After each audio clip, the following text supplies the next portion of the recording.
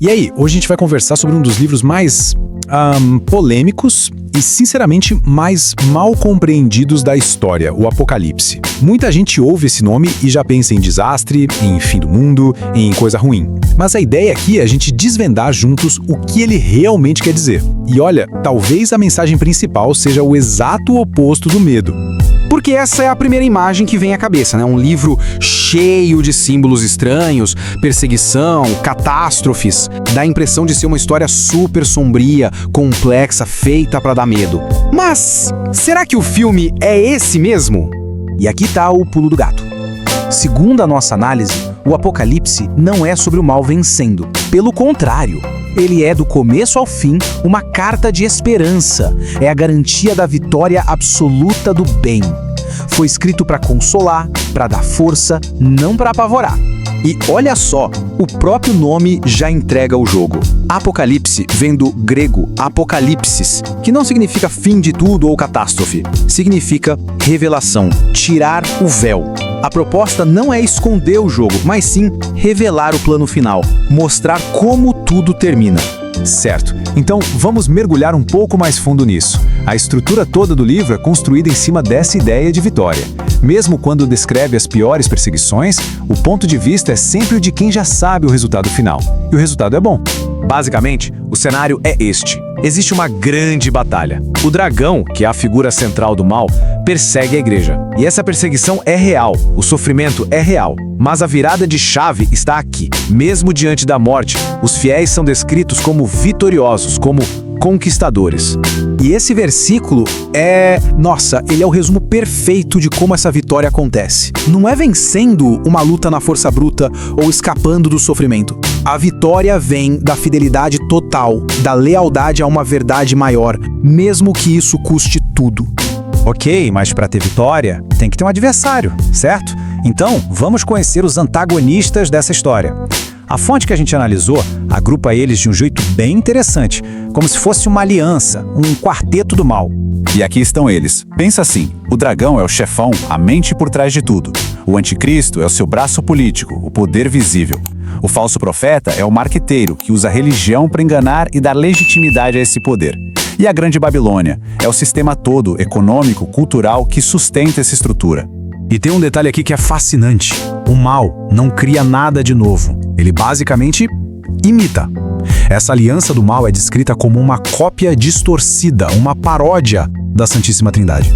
O dragão imitando o Pai, o anticristo imitando o Filho e o falso profeta imitando o Espírito Santo. Falando do anticristo, ele não surge do nada. A imagem que o livro usa é que ele emerge do mar. E o que é esse mar? O próprio livro dá a dica. É o caos, a agitação política e social entre os povos. Ele surge desse turbilhão todo como uma suposta solução. E claro, não dá pra falar de anticristo sem falar desse número, né? O famoso, o temido 666, que virou quase um ícone da cultura pop pra tudo que é coisa do mal. Mas em vez de ser um código secreto, tipo uma senha de Wi-Fi, a interpretação simbólica é muito mais profunda. Se na simbologia bíblica o número 7 representa o que é perfeito, completo, divino, o 6 é o número do homem, sempre um ponto abaixo da perfeição. Então repetir o 6 3 vezes, 666, seria o símbolo da imperfeição humana levada ao máximo, a tentativa humana de ser Deus e falhando miseravelmente. Bom, a gente já viu o poder todo desse quarteto do mal. Parece uma força imbatível, né? Mas, lembra do que a gente falou lá no comecinho? Essa é uma história de vitória. Então agora vamos ver como essa estrutura toda desmorona. E a derrota deles não acontece de qualquer jeito, é sistemática, quase cirúrgica. E o mais interessante é a ordem, é uma ordem inversa. Primeiro, cai o sistema que sustenta tudo, a Babilônia. Depois, caem os líderes, as figuras visíveis. E por último, a fonte de tudo, o dragão, é finalmente julgado. E o anúncio da queda do sistema é assim, pá, direto e reto. É o colapso de tudo aquilo que parecia eterno e inabalável. O poder, o comércio, a cultura que se achava o centro do universo simplesmente desmorona. Agora, uma pausa rápida pra gente quebrar um mito que, sério, tá em todo filme, desenho e até música por aí. Aquela imagem do diabo como o rei do inferno, sentado num trono, mandando e desmandando. Então, A realidade que o Apocalipse descreve é exatamente o oposto. O Lago de Fogo não é o reino do diabo, é a prisão dele. Ele não vai ser o carcereiro, ele vai ser um dos prisioneiros atormentado junto com todo mundo que o seguiu. Ele não manda nem na própria punição. Com a derrota completa do Quarteto do Mal, o cenário muda. A narrativa, que era de batalha e julgamento, se transforma numa celebração da vitória e na inauguração de uma realidade totalmente nova. E olha só quem vai parar nesse destino final. O Quarteto do Mal, claro. E todos aqueles que não estão no livro da vida. Mas o mais poético é isso aqui. A própria morte e o próprio inferno são lançados lá. É como se o conceito de morte e separação deixasse de existir. É uma limpeza completa. No fim das contas, a narrativa se fecha com dois destinos muito claros, sem meio termo.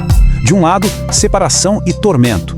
Do outro lado, comunhão, felicidade e um novo começo, reinando junto com Cristo na Nova Jerusalém. E para mim essa aqui é a transição mais bonita de todas. Depois que o livro descreve em detalhes a queda da Babilônia, chamada de a Grande Prostituta, o anjo faz um novo convite. Basicamente, ok, já mostrei a corrupção, agora vem ver a pureza, vem ver a noiva, a esposa do Cordeiro. O foco muda totalmente da destruição para a celebração. E tudo isso leva a gente a pensar, né? Se a vitória final já está garantida, se o resultado do jogo já é conhecido, então o que realmente importa? Talvez o que defina tudo seja a jornada, como a gente vive hoje, as escolhas que fazemos agora. A fidelidade no caminho talvez seja mais importante do que a preocupação com o destino, porque o destino já está revelado.